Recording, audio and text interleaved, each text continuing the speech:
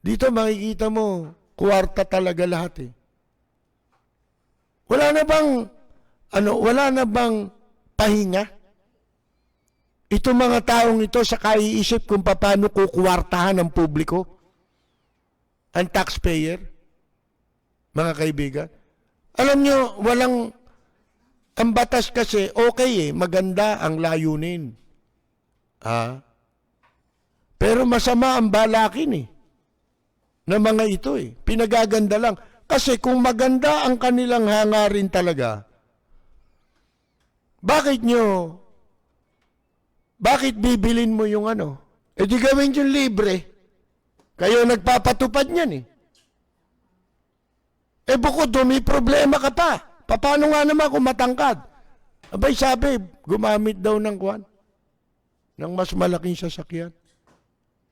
Anak ng mga kaibigan, talagang wala na Napakahirap talaga maging Pilipino.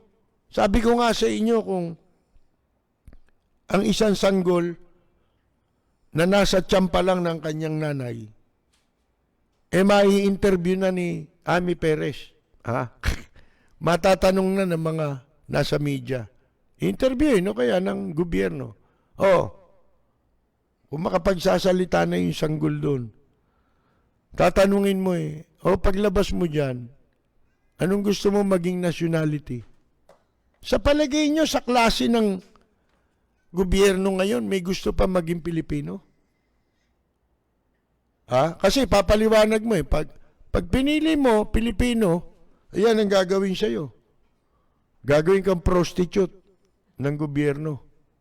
Kasi yun lang, wala naman silang trabaho bibigay sa'yo. Kung babae ka, mag-prostitute ka na lang. Diba? Ganyan. Hanggang sa paglaki mo, ito, mga sisingilin sa'yo. Kasi ikaw, malaki na utang mo Ibinaong ka ng gusto sa utang Ang laki ng babayaran mong utang. Hindi ka pa pinapanganak, may utang ka na.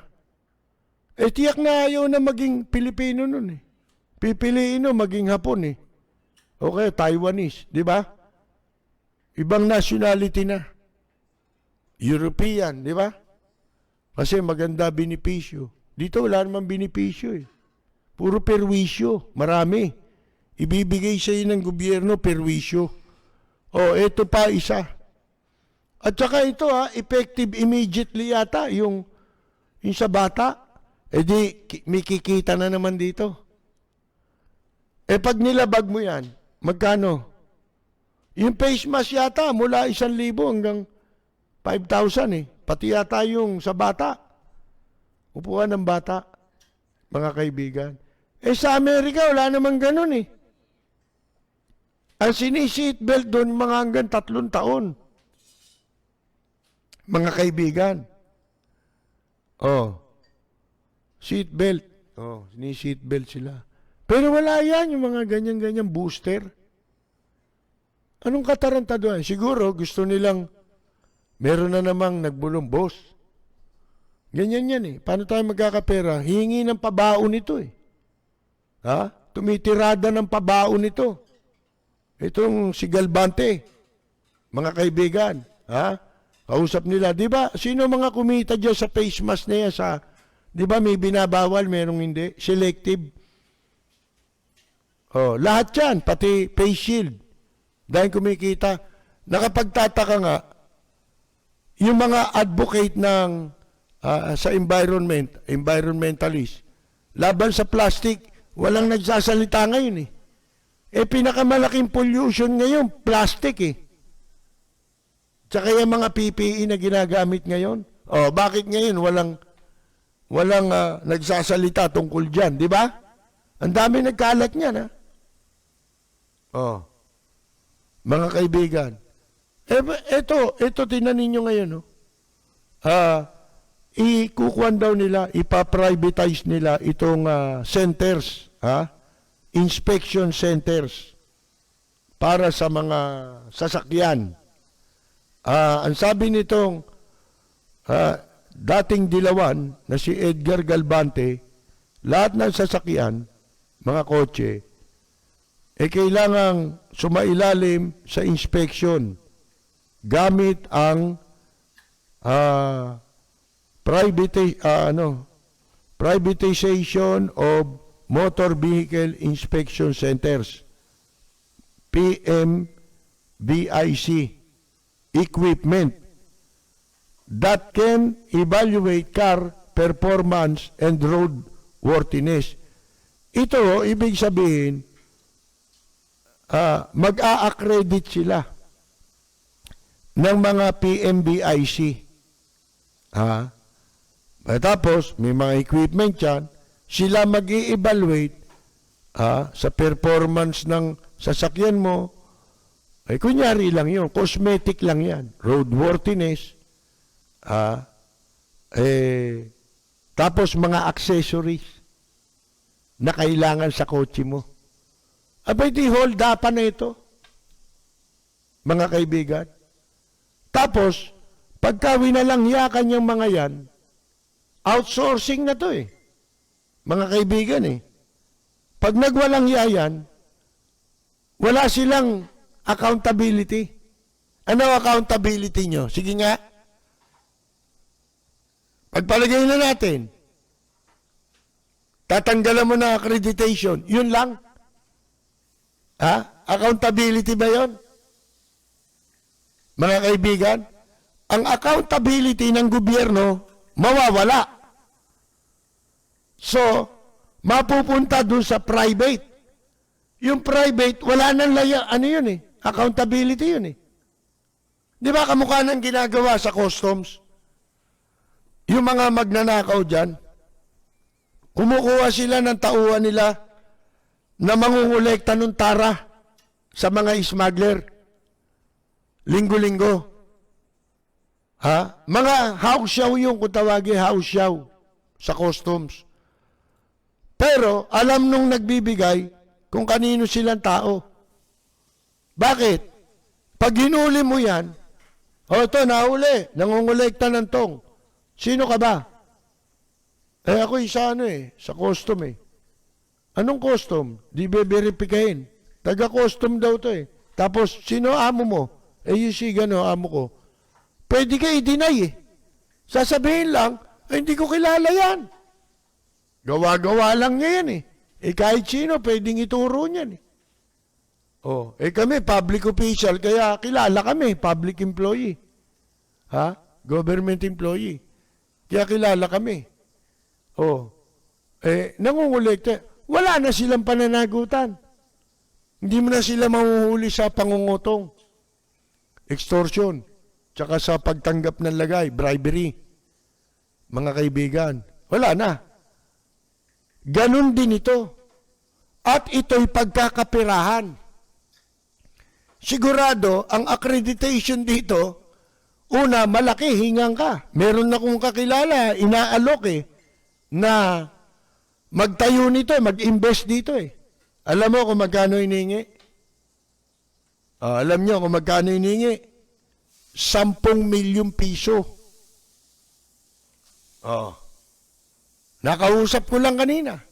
May nag-aalok daw sa kanya, ganyan. Para siya ay makapag-invest, makapagtayo nitong PMBIC. Hindi pa nga natin alam, hindi ko na tinanong kung ano yan, ikaw may-ari o sososyo ka lang. Di ba? 10 million Sigurado, yung nag-aalok sa kanya, yun ang may contact sa LTO o kaya sa government officials. Para pagkakitaan. Hayop itong mga taong ito. Wala nang katapusan ng pamimera dito. Ito, inspeksyonin ito yung yung mga, halimbawa, kamukha nung smoke belching, mapupunta na rito yun. Sa mga pribado. Yung smoke emission testing, di ba? Bali ba yung mga walang hiya, di ba? Tatapakan yung silinyador mo para umusok. Didiinan ng pinakasagad. Talagang uusok yun. Kahit walang diferensya yun. Mga kaibigan, gago pala kayo Bakit di kayo magbase sa rehistro ng sasakyan? Di ba? Halimbawa, 5 years na yung sasakyan. O, tsaka mo lang dadalhin for emission testing. Binili ng bago, after 5 years. O, tsaka mo lang dadaanin doon. Eh wala eh, talagang kukwartahan eh. Hindi ba? Hindi para igawa eh. Halimbawa, umuusok yung sasakyan. After 5 years, o di pagawa niya muna, bago niyo i-rehistro, hindi yung emission testing. Kailangan ipagawa niya muna yung sasakyan. Yun ang ipipresent niya sa emission testing. Hindi ba? Oh, mga kaibigan, wala. Ang babaw mangwarta ng mga ito, mga kaibigan. Ang babaw umimbento ng pagnanakawan. Hold up. Hold up ito eh. Broad daylight. Legitimate hold up. O kaya, pagka gusto mo mang hold up, pumasok ka sa gobyerno. Gusto mo magnakaw nang walang kulong, bay sa gobyerno ka. Di ba?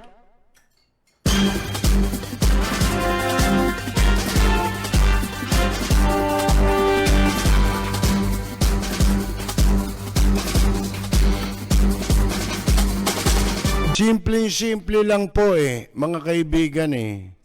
Isipin mo, yung mga bus na yan, oh, ang dami yan, jeep. Lahat yan, umuusok yan eh. Hindi ba? Lahat yan, umuusok yan. Oh, bakit yan? Nakakabiyahe pa. Hindi ba? Oh, kalukuhan ito, mga kaibigan. Kukuwartahan yung mga private vehicles, motorist, ha? Ang inspection, no, magmula 1,500 to 1,800. Ha? Ito raw makakabawas sa sakuna, ha? At saka yung kapag ikaw ay na-aksidente, ma-injure ka. Ha? Makaka-reduce daw yan at sa kamatayan para hindi raw sinong magde-determine yan? Ano ba? Gaano ka expert yung mga sinasabi nyo yan? Hindi expert yan, kotong expert yung mga yan eh. Hindi ba expert ba yung ginawa nila, yung natatandaan ninyo yung barrier, yung plastic barrier sa motor? Oh. Paano sila nagsagawa ng testing? Hindi ba yung malaking blower na ventilador, mga kaibigan? Yung blower na malalaki, tapos nakaupo doon yung tao sa harap noon, nitignan nila kung yung impact ng hangin ng ventilador. Expert ba yun? Hayop ng mga taong ito, mga kaibigan. Oh. Eto, nag-iipon to ng pabaon eh. Si Galvante. Alam nyo, kulang na lang talaga dito magkaroon ng civil disobedience eh. Sa dami ng gustong pahirap na gawin ng gobyerno. Kasi ako, hindi na ako naniniwala dyan sa demonstrasyon, rally. Minsan dapat masubok dito yung civil disobedience naman eh.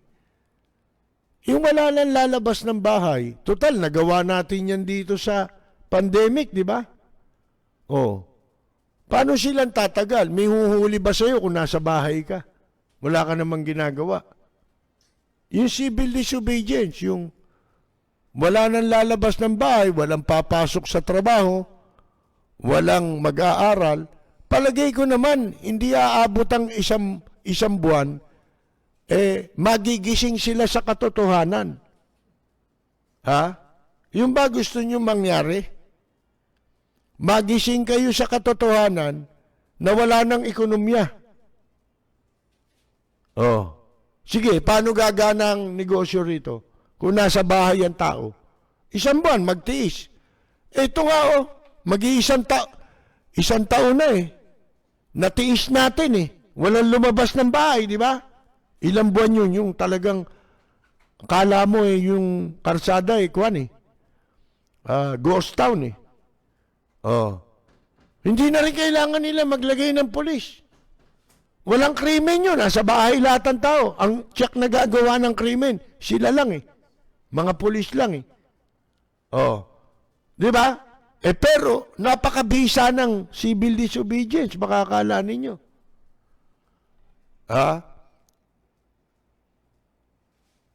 Hanggat hindi kumikilo sila ng tama. Di ba? Ba't ka pa magrarally? Mahahawa ka pa sa COVID. Di tinan mo, biglang mababawasan yung contraction niyan. Di ba?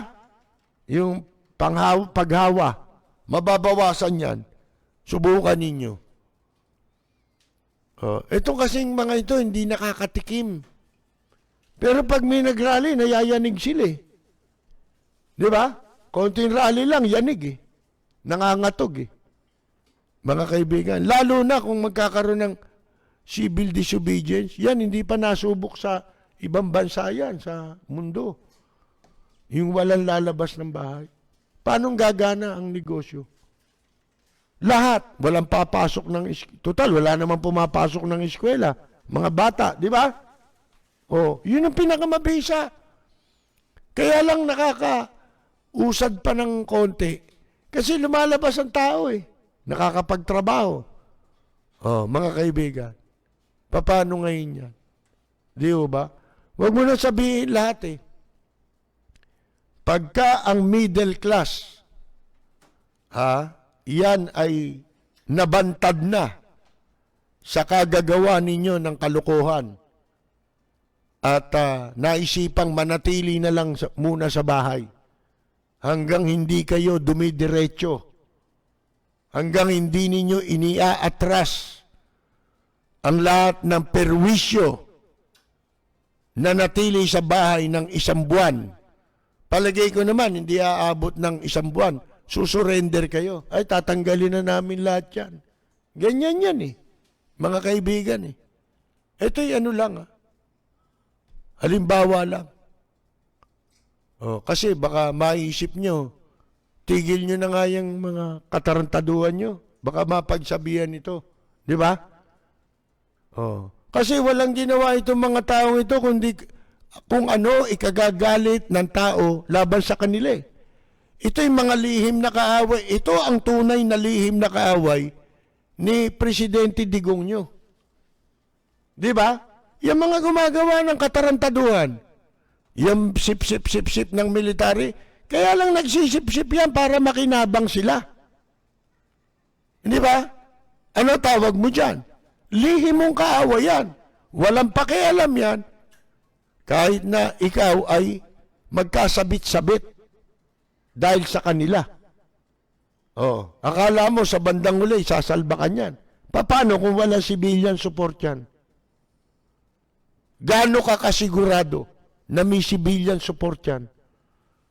Baka support meron. Support wala.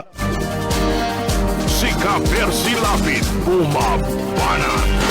Lapid Fire.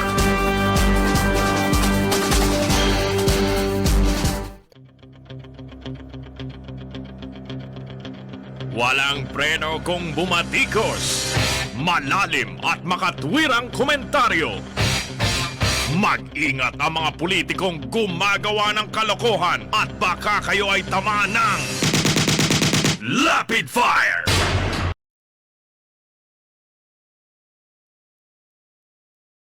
Tayo, sabi ko sa inyo nagrarally din tayo noon labang kay Mrs. Cory Aquino. Pero kung ano yung tama, yun ang tama. Hindi natin pwedeng kinokontra natin ng isang administrasyon o nakaupo sa administrasyon. Dahil sa ang gusto lang natin banata natin sila, galit tayo sa kanila, ba hindi? Kung tutuusin ninyo sino bang tanga lang ang magsasabi sa inyo, na ayaw niyang magtagumpay ang isang administrasyon? Siyempre tayo matured na tayo ayaw na natin yung mabibigo pa ang ating bansa, di ba? Kita ninyo yung Myanmar, bumuti ba kalagayan nila sa militar? Hindi. Kaya, tinatakot tayo eh. Puro militar. Di kung gusto nyo, di magdeklara na lang kayo, di ba? Para magkaalaman. Para malaman ng tao, malaman na natin kung talagang ang mga tao rito duwag na. Talagang hindi na kayang magtanggol sa bansa niya. Bumuti ba lagay ng Myanmar sa napakahabang panahon ng mahigit 40 taon yata? Militar sila. Mga kaibigan, bumuti ba? Hindi. Nakita nyo para mga asong gutom. Pagka nabigyan ng pwesto ngayon, sigurado magpapayaman. Mga kaibigan, yung bakuna gagawin 3,000, mahigit. 6 na raan ng presyo, papatungan ng 3,000. Sa kayo nakakita ng, sabi ko sa inyo, dito walang transaksyon dito. Paano tayo magtatagumpay? Paano nating matatamo ang tagumpay ng gobyerno, ng isang administrasyon? Puro kong lahat ng transaksyon dito, katiwalian. Wala nang iniisip kundi paano ninyong gagawing miserable ang buhay ng taong bayan. Pandemya na nga. Sisingilin mo pa ngayon. Tingnan mo itong mga gago sa LTO. Lalo na itong dating kwan. Itong dating Dilawan. Di ba? Sabi ko nga sa inyo, di ba, nagrarally tayo nung kay Cory. Kasama ako dyan eh. Pero, pagka nanganganib ang bansa, o kaya ay may magagawa ka para sa ikabubuti ng iyong bansa, abay dapat mong gawin yun bilang isang mamamayang Pilipino. Katulad ko nun, kinukwento ko sa inyo yung konting naiambag natin, di ba? Na hindi tayo binigyan ang pagkilala. Hindi na importante sa atin yun eh. Kaya lang, walang ya sila. Di ba? Dapat man lang eh. Tapos gusto nila sila binibigyan ng award. Nung tayo naging instrumental sa surrender ng mahigit 200 MILF. Nung panahon ni Cory, ang nakaupong Defense Secretary, si Ramos, siya sumikat eh. Mga kaibigan eh. 200 rebelde yun. Na tayo ang nilapitan nung kanilang emisaryo. Isang dating OIC mayor sa Maguindanao. Sa Marawi, si Mayor Maganja, OIC lang yun. Isa siya sa mga naitalagang OIC sa panahon ni Cory. Nagsadya yan sa opisina matapos niya tayong mabasa sa Manila Bulletin na tayo ay nagtatag ng organisasyon. Kasama tayo sa organisasyon na Friends of Ramos. Mga kaibigan, hindi ba kabutihan sa bayan yun? Kahit konti, wala naman tayo napalaro, kahit 5 duling. Nung si Waka Oji, sa panahon ni Cory, kinidnap yung negosyanteng ng isang car manufacturer. Mga kaibigan, di ba kinidnap yun? Inireport natin ang hindi sinasadyang nakalap nating impormasyon sapagkat mapapahiya ang ating gobyerno. Si Cory ang gobyerno nun. Kung galit tayo, di siyempre gusto ko mapahamak na sila. Di ba? Lumapit sa iyo, wag yung sa akin. Di ba? Itataboy ko na lang. Yung kay Waka Oji, imbes na mapahiya ang gobyerno, hindi ko maatim yun. Sapagkat kahihiyan ng bansa yun. Kahihiyan nating mga Pilipino. Sipin mo, ire-rescue si Waka Oji ng mga kapwa niya hapon. Para saan ang ating police tsaka Armed Forces of the Philippines? Hinireport natin na wala yung mga hapon na yun. Biglang-bigla. Nag-about face, pabalik sa Japan. Nagtaka pa siguro yung nagbigay sa akin ng impormasyon. Wala siyang kamalay-malay. Mga kaibigan. Bigla nawala yung mga guest niya. Siya yung inuutosan na umarkila ng helicopter.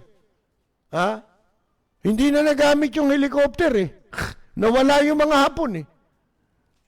Mga kaibigan. Meron pa na konting naiambag natin. Mga kaibigan. Isipin niyo, hindi dahil sa tayo pumupuna, bumabatikos, dahil gusto natin bumagsak na kayo. Ang gusto natin mapahamak na kayo. Hindi. Kaya natin to sinasabi para gawin nila yung tama.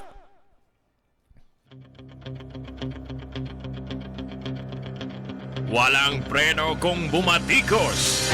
Malalim at makatwirang komentaryo. Mag-ingat ang mga politikong gumagawa ng kalokohan at baka kayo ay tamaan ng Rapid Fire!